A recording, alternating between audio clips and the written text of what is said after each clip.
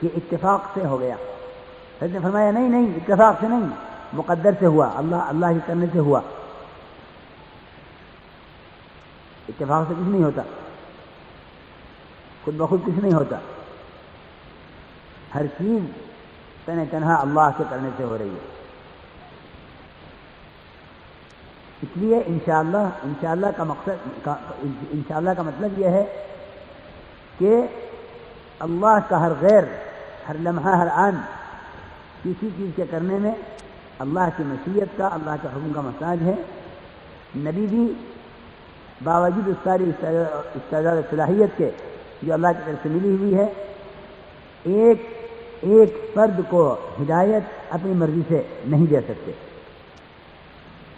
حالانکہ بھیجا گئے ہدایت کے لیے. انک لتہدی الی صراط مستقیم. لیکن نبی کبھی بھی اپنے ارادے سے کسی کو ہدایت دے دیں، یہ ممکن نہیں ہے. آپ نے اپنے چچا پر ساری کوشش کی کہ چچا ہدایت پر آ جائیں، لیکن اللہ کی مرضی نہیں تھی، اللہ کا حکم نہیں تھا. آپ کی باوجود کوشش کے آپ کے چچا کو ہدایت نہیں ہوئی.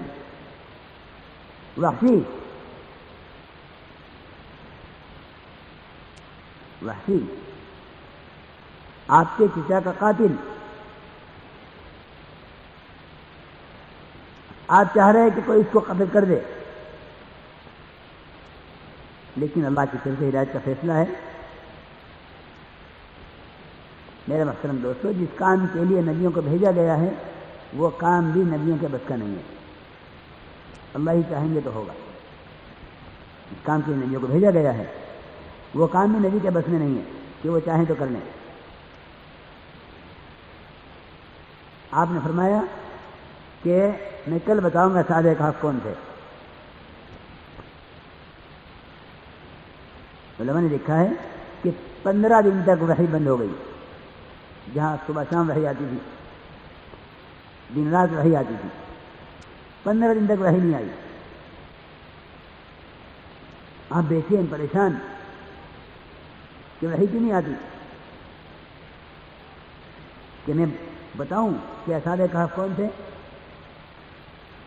15 دن تک وحی نہیں آئی کہ بتاؤ کون تھے اصحاب کہف. میں نے کہا تھا میں کل بتا دوں گا، بتلاؤ.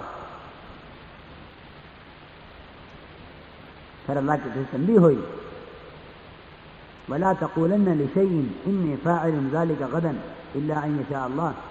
کہ نبی جی کبھی ہرگز یہ مت کہنا کہ میں کل ایسا کر دوں گا، جب تک آپ اپنے کرنے کے ارادے کو پوری طرح اللہ کے ارادے، اللہ کی مشیت اور اللہ کی ذات پر موقوف نہ کر دیں. کہ میں کچھ نہیں کہہ سکتا، اللہ چاہے گا تو میں کل بتا دوں گا.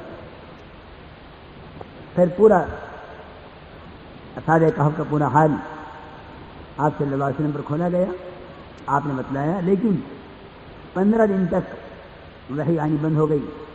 اس بات کی وجہ سے کہ آپ نے کیوں کہا کہ میں بتا دوں گا، یہ کیوں نہیں کہا کہ اللہ چاہے گا تو بتا دوں گا.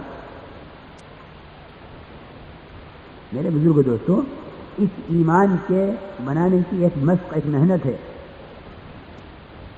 وہ مشق اور محنت یہ ہے کہ ہم صبح سے شام تک اپنی زبان سے نکلے ہوئے الفاظ کو سوچیں، تولیں، غور کریں کہ آج میرا کون سا لفظ وہ ایمان کے اور یقین کے خلاف نکلا ہے. اس لیے صبح سے شام تک دنیا کے اندر جتنے تغیرات، جتنے حوادثات، جتنے غم اور خوشی، جتنے حالات پیش آ رہے ہیں، ان تمام کی نسبت محض تنہا اللہ کی ذات عالی کی طرف کرنا، یہ ہماری محنت کا سب سے پہلا قدم ہے. یہ محنت کا سب سے پہلا قدم ہے کہ اپنے اندر ایمان کو اتارنے کے لیے صبح سے شام تک یقین کے، ایمان کے اعتبار سے بولنا ہوگا. اس کے خلاف نہ بولا جا سکتا ہے، نہ اس کے خلاف سوچا جا سکتا ہے، نہ اس کے خلاف سنا جا سکتا ہے. یہ میں نے ایک مثال دی ہے. قرآن ایسے واقعات سے بھرا ہوا ہے. اس لیے ہماری دعوت سب سے پہلے قرآن سے ہے. قرآنی آیات میں جگہ جگہ اللہ رب العزت نے اپنی قدرت کی نشانیوں کو بیان کیا ہے. ہم نے آسمان کو کس طرح بلند کیا، ہم نے زمین کو کس طرح پھیلایا، ہم نے اس میں درخت و پہاڑ کس طرح لگائے ہیں، ہم نے اس میں نہریں کس طرح چلائی ہیں. یہ سب اللہ کی قدرت کی نشانیاں ہیں. لیکن اللہ تک وہ پہنچے گا جو بنے ہوئے کا انکار کرے. جو بنے ہوئے کا انکار کرے گا وہ اللہ تک پہنچے گا. اس لیے سارا بنا ہوا بنانے والے تک پہنچنے کے لیے، بنانے والے کے تعارف کے لیے ہے. میرے عزیز دوستو بزرگوں، میں ساتھ ہی عرض کرتا چلوں کہ ہمارے 6 نمبروں کی دعوت یہ پکی قرآنی آیات اور صحیح روایات کی روشنی میں ہونی چاہیے. ہمارا مجمع اوٹ پٹانگ باتیں کرتا ہے، کوئی دلیل نہ کوئی سند نہ کوئی ثبوت. یہ بیان کر دیا، وہاں وہ بیان کر دیا، وہاں وہ بیان کر دیا، وہاں کچھ بیان کر دیا. کوئی اگر عالم پوچھ لے کہاں سے بیان کر رہے ہو تو کوئی جواب نہیں. دیکھو، اللہ کے رسول کی طرف دعوت جبھی مؤثر ہو سکتی ہے جب اللہ اور اللہ کے رسول کے کلام سے ہو. صاف بات ہے. مولانا رحمۃ اللہ علیہ نے 6 نمبروں پر حدیثیں جمع کی ہیں. 6 نمبروں پر حدیثیں جمع کی ہیں. یہ ایک ایسا مفید اور قیمتی ذخیرہ ہے کہ اگر ہم 6 نمبر بیان کرنے میں اس کتاب کی صحیح حدیثوں کو سامنے رکھیں تو واقعی اس کے ذریعے سے ہم 6 نمبر کی حقیقت تک پہنچ سکتے ہیں. مجھے تعجب ہے کہ لوگ اپنی اپنی باتیں، اپنے اپنے قصے اور بے سند کہانیاں بیان کرتے ہیں جس میں نہ کوئی تاثیر ہے نہ اس کی کوئی دلیل ہے. ہمارے مجمع کو 6 نمبر بیان کرنے کے لیے اس کتاب کی ایمان سے متعلق صحیح روایتیں اچھی طرح یاد ہونی چاہیے. اس لیے کہ یہ دعوت کے ذریعے یہ 6 نمبروں کی دعوت انہی قرآن اور حدیث کی روشنی میں زندہ کرنے ہیں، اپنی باتوں کے ذریعے نہیں. کہ دعوت اللہ کے رسول کی طرف ہے، اس لیے دعوت اللہ کے رسول کے کلام سے دی جا رہی ہے. اس لیے دعوت دینے کے لیے قرآنی آیات اور صحیح روایات کتنی آسان سی بات ہے. اذا سرت کا حسنۃ کا وساعت کا سیئۃ کا فانت مؤمن. کتنی اچھی روایت، کتنی مختصر روایت. ایک جاہل سے جاہل آدمی بھی سمجھ سکتا ہے، ایک جاہل سے جاہل آدمی اس کو بیان کر سکتا ہے کہ جب تجھے نیکی سے خوشی ہو اور گناہ سے غم ہو، جان لے کہ تم مومن ہے. میرے محترم دوستو بزرگوں، جب ایک مجمع میں یہ بات کہی گئی، ہر شخص اپنے بارے میں غور کرنے لگا کہ تجھے نیکی سے خوشی نہیں ہوتی، گناہ سے کوئی غم نہیں ہوتا. دیکھ، ایمان کی علامت یہ بتائی جا رہی ہے. اس کے اندر اتنی بات سن کر ہی اس بات کا احساس پیدا ہوا کہ واقعی مجھے ایمان سیکھنا چاہیے. مجھے ایسا فرماتے تھے کہ ہم تو اس محنت کے ذریعے امت میں ایمان کے سیکھنے کا فکر اور شوق پیدا کرنا چاہتے ہیں کہ امت یقین سیکھنے پر تو آوے. اور حدیث میں آتا ہے کہ جو ایمان چاہے گا، علم چاہے گا، اللہ اس کو دیں گے. من یرید العلم والایمان یؤتہ اللہ. حدیث میں آتا ہے کہ جو علم اور ایمان چاہے گا اللہ اس کو دیں گے. میرا عزیز دوستو بزرگوں، ہم اس طرح میں عرض کر رہا تھا کہ ان 6 نمبروں کو قرآن اور حدیث کی روشنی میں صحیح آیات، صحیح روایات آیات اور روایات کی روشنی میں دیں تاکہ ہماری بات مدلل ہو، مؤثر ہو۔ تو اس ایمان کی دعوت دینا اور ایمان کے حلقے مسجدوں میں قائم کرنا، اسے بھی ساتھ سمجھتے چلو۔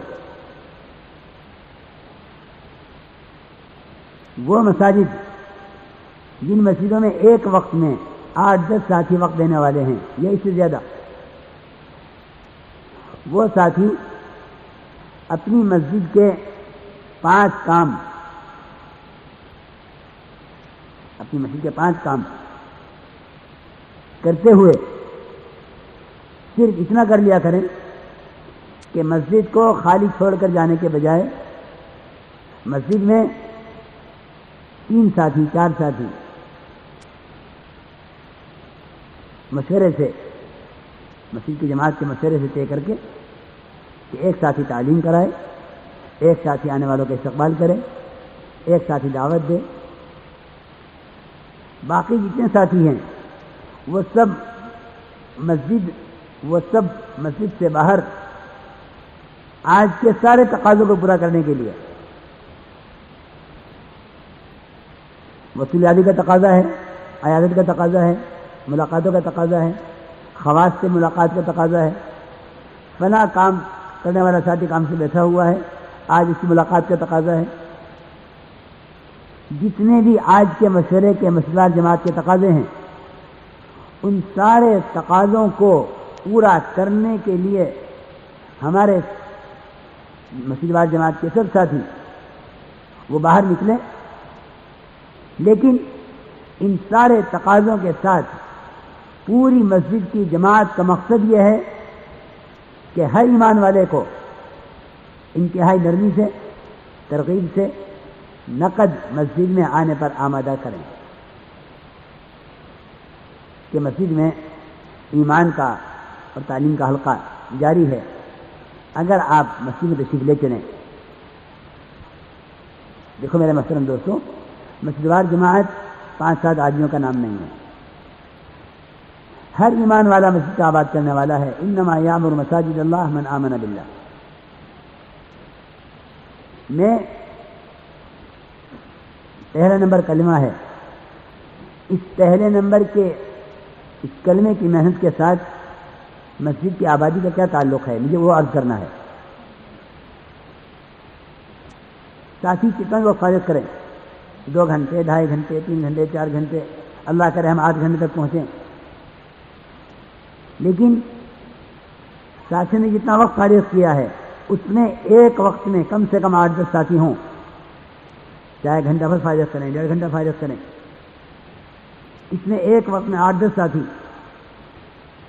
وہ مسجد میں بھئی ہمارا 4 ماہ لگا ہوا ساتھی ہے، یہ تو دعوت دے گا، یہ ہمارا ساتھی تعلیم کرا سکتا ہے، یہ تعلیم کرائے گا،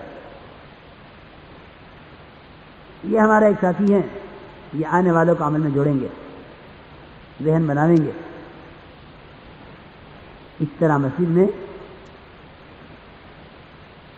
ان 3 آدمیوں کو چھوڑ کر باقی ساتھی اگر 8-10 ہیں، تو اگر اس سے زیادہ ہیں تو مسجد میں اس سے زیادہ ساتھی بھی چھوڑے جا سکتے ہیں۔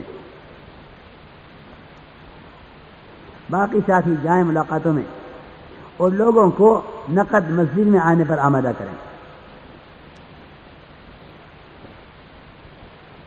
یہ ہے ایمان کی پہلے نمبر کی محنت کا اور دعوت دینے کا طریقہ۔ جو لوگ مسجد میں آ جائیں، مسجد میں ایمان کے حلقوں میں بالکل اس طرح ایمان کی دعوت دی جائے جس طرح ہم عرض کر رہے ہیں کہ ایمان کی علامتیں بتاؤ، موٹی موٹی باتیں کرو۔ حدیث میں آتا ہے کہ مومن نکیل پڑے ہوئے اونٹ کی طرح ہے، یعنی اس طرح ایمان کی دعوت دو کہ ہر ایمان والے کے اندر اپنے ایمان کی کمزوری کا احساس پیدا ہو جائے۔